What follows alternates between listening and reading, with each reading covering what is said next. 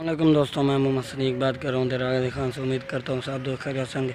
आज माशाल्लाह आपको राजनपुरी बकरा दिखा रहे हैं। दो दांत माशाल्लाह बहुत ही बड़ा बकरा है। आप ये चेक कर सकते हो। ये देखें, दो दांत बकरा माशाल्लाह तोते नाक में झालर। आप इसकी चेक करें, ये देखें, ये चेक कर सकते हो माशाल्लाह लाजवाब चीज़ है। ये देखें, दूसरी साइड भी आपको चेक करवा दी है। ये आप चेक कर सकते हो माशाल्लाह बहुत ही प्यारा खूबसूरत है।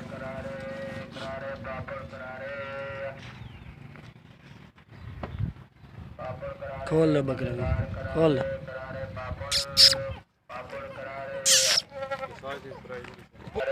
और रेट भी मुनासिब दे रहे हैं।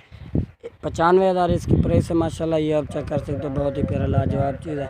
95,000 प्राइस, तोते नाक में बहुत ही प्यारा लाजवाब चीज़ है। ये आप चेक कर सकते हो। ये देखें, दो दांत बकरा है माशाल्लाह। आपको इसके दांत भी चेक करवा दें। ये अमजद गोट फार्म माशाल्लाह। ये आप चेक कर सकते हो।